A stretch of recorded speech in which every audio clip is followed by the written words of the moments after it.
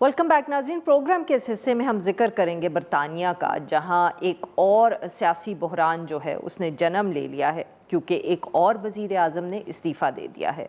बरतानवी वज़ीर आज़म कियर स्टारमर जो हैं उन्होंने गुज़िश्ता दिनों में एक प्रेस कॉन्फ्रेंस या मीडिया टॉक की, हम कह सकते हैं, जिसमें उन्होंने वज़ारत उज़्मा और जो लेबर पार्टी है उसकी क़यादत से इस्तीफ़ा दे दिया। यहाँ ये बताना ज़रूरी है कि 4 बरस में ये 5वें वज़ीर आज़म जो अब इनके बाद बनेंगे बरतानिया के, वो होंगे। कियर स्टारमर की क़यादत में पार्टी ने इलेक्शन जीता था, मेजॉरिटी उनको मिली थी, उन्होंने हुकूमत भी बनाई, मगर हुकूमत बनाने के बाद एक के बाद दूसरा जो हम कह सकते हैं कि एक बहरान या स्कैंडल उनकी हुकूमत पर आता रहा। कभी उनके किसी मिनिस्टर के हवाले से तो कभी तनकीद हुई, जैसे वो मईशत चला रहे हैं। और फिर जो पिछले दिनों में लोकल गवर्नमेंट के इलेक्शंस में उनकी पार्टी की परफॉर्मेंस बहुत बुरी रही, तो उसके बाद तो ये गुफ्तगू शुरू ही हो चुकी थी कि अब इनको तब्दील करने की ज़रूरत है। और ये जो बहस थी वो उनकी अपनी पार्टी में शुरू हो गई, बल्कि कुछ मीडिया रिपोर्ट्स तो यहाँ तक कह रही थी कि कियर स्टारमर के अपने जो काबीना के मेंबरान हैं वो उनको ये कह रहे हैं कि आप इस्तीफ़ा दे दें। फिर जब उनका एक कंटेंडर भी सामने आ गया, जो मैनचेस्टर के साबिक मेयर थे, उन्होंने इलेक्शन लड़ा और उन्होंने उसको जीत भी लिया टू द पार्लियामेंट। इससे पहले वो मैनचेस्टर के मेयर रहे थे और काफ़ी अरसा से जो ब्रिटेन की पार्लियामेंट है उससे दूर थे, मगर उन्होंने न सिर्फ एक इलेक्शन लड़ा बल्कि उसको बहुत एक हम कह सकते हैं सॉलिड उनकी विक्ट्री रही, जिसमें उन्होंने फार राइट को भी हराया। तो उसके बाद सबका ख्याल था कि अब दिन ही गिने जा सकते हैं कियर स्टारमर के। तो इस हवाले से गुफ्तगू करने के लिए हमारे साथ मौजूद सकलैन इमाम साहब सीनियर सहाफ़ी हैं, लंदन से हमें ज्वाइन कर रहे हैं, BBC से वाबस्ता रहे हैं माजी में। Welcome to the show sir. जी सकलैन साहब, कितना हम कह सकते हैं कि बरतानिया में रहने वालों के लिए ये सरप्राइज़ था कि कियर स्टारमर ने इस्तीफ़ा दे दिया? ये बिल्कुल सरप्राइज़ नहीं कहा जाएगा, क्योंकि ये जब से लोकल बॉडीज़ के इलेक्शंस में बुरी तरह शिकस्त हुई थी लेबर पार्टी को, आप ये देख लीजिए कि वो पार्टी के इलेक्शन, जो लोकल गवर्नमेंट के जो इलेक्शन मई में हुए थे, उसमें कोई 1500 काउंसलर्स की सीटें जो थी वो लेबर पार्टी हारी थी, जिससे तकरीबन समझिए कि 35 के करीब जो काउंसल्स थी मुख्तलिफ, वो लेबर पार्टी के हाथ से निकल गई थी। और इनका अलबत्ता ज़्यादा वोट जो था लेबर पार्टी का वो ग्रीन पार्टी की तरफ गया है, 5% गया है सर रिफॉर्म्स की तरफ। तो ये तब्दीली देख के नज़र आ रहा था कि जो बड़ा चैलेंज अब लेबर पार्टी के सामने आ रहा है वो लेबर पार्टी का मुकाबला होगा टोरीज से नहीं बल्कि रिफॉर्म से। जो रिफॉर्म पार्टी जो बहुत इंतहाई दाएं बाजू की जमात है नाइजल फराज की, जो बहुत ज़्यादा एंटी इमिग्रेंट है और कुछ इस्लामिक फोबिक के भी इल्ज़ामात लगते हैं। और इस तरह की बातों से ये लेबर पार्टी के रहनुमाओं को लगने लग गया कि अगर अगला इलेक्शन भी इन्हीं की सरबराही में लड़ा जाता है, कियर स्टारमर की, जो अभी 1 साल 1.5 साल के अंदर ये अपनी पार्टी पे गिरफ्त खो बैठे हैं या पार्टी की पोजीशन कमज़ोर हो गई है, तो उन्होंने देखा कि अगर पार्टी ने अगला इलेक्शन लड़ना है तो एक नई क़यादत की ज़रूरत है, तब्दील हो। तो बहुत से लोगों के नाम आ रहे थे, लेकिन जैसे एंडी बर्मन ने इलेक्शन जीता है अभी 18 जून को, तो एंडी बर्मन का एक ख़ास रुतबा या एजाज़ ये है कि इनको ये पहले भी इलेक्शन लड़ना चाह रहे थे मेयर की सीट छोड़कर पार्लियामेंट के लिए लेबर पार्टी की तरफ से, लेकिन कियर स्टारमर के ग्रुप ने जी। इनको बड़े टेक्निकली नॉकआउट कर दिया और इलेक्शन नहीं लड़ने दिया गया था। तो उसके नतीजे में इनकी जो जीत है उसने ये यकीनी बना दिया था कि अब एक बड़ा चैलेंजर जो है वो पार्टी के अंदर आ रहा है। तो इसलिए इसको सरप्राइज़ तो हम नहीं कहेंगे, लेकिन एक है कि जो एक ट्रेंड बना हुआ है, ये जो ट्रेजेक्ट्री बनी हुई है लेबर पार्टी के अंदर की, एक डायनामिक जो बन गए हैं लेबर पार्टी में लीडरशिप चेंज के, वो अब रियलाइज़ हो रहे हैं।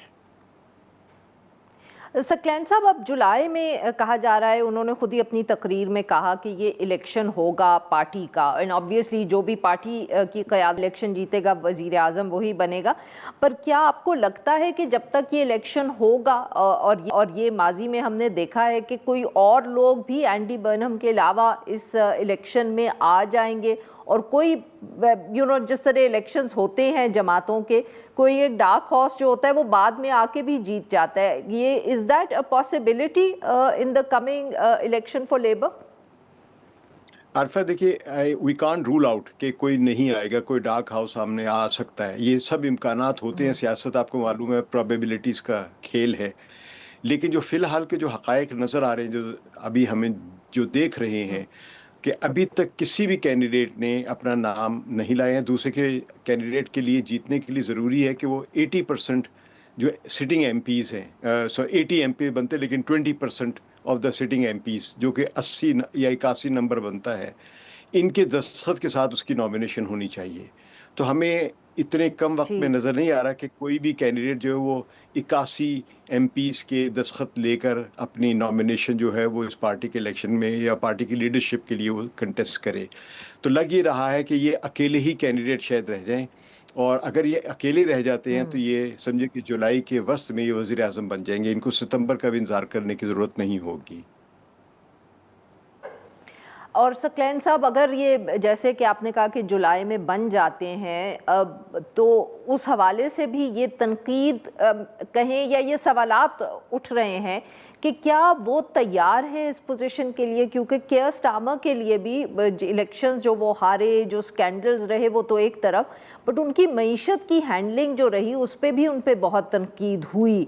और बहुत से सवालात ये उठ रहे हैं कि क्या इनके पास जो जवाब नहीं थे, क्या हम कह सकते हैं कि एक आदमी जो इतने साल पार्लियामेंट से ही दूर रहा, एक शहर को चलाता रहा, उसके पास या उसने इतना होमवर्क किया होगा मईशत के जो चैलेंजेस हैं बरतानिया में इस वक्त?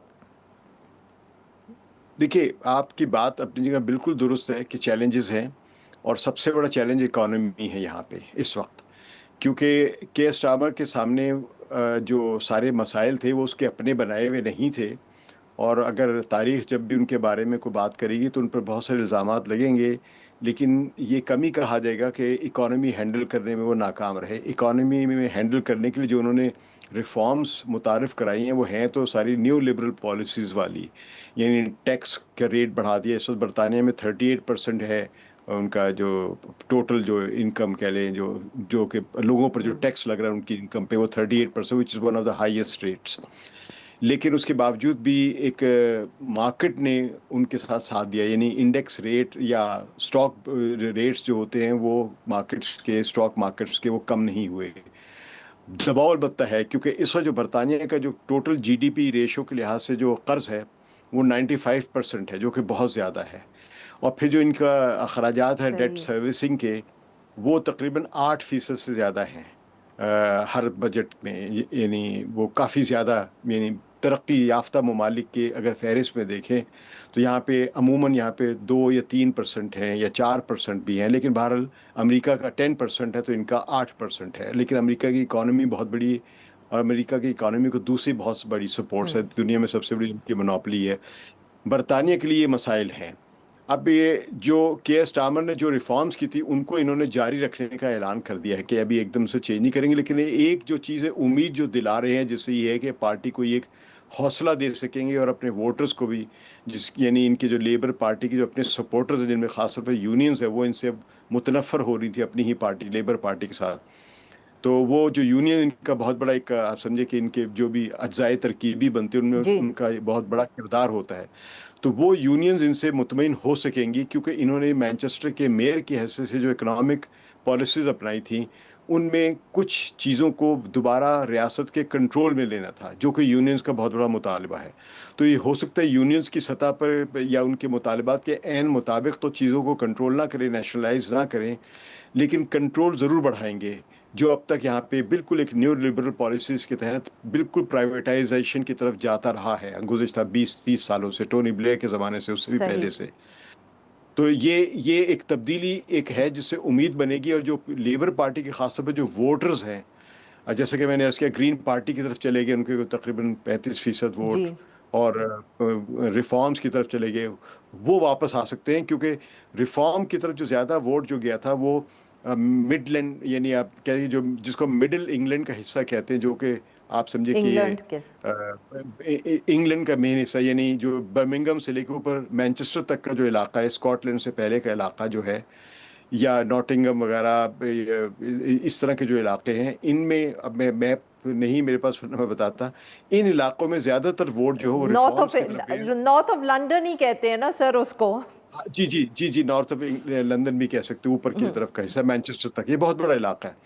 तो इन इलाकों में ज्यादातर वोट बिल्कुल जो सही। ब्रेक्सिट की तरफ भी गए थे और उधर भी गए थे, तो ये वोट हैं जो ये वापस ला सकते हैं, क्योंकि ये इन इलाकों में डेवलपमेंट ज्यादा चाह रहे हैं और वहाँ के जो लोकल काउंसिल उनको ज्यादा एम्पावर भी बनाना चाह रहे हैं ये।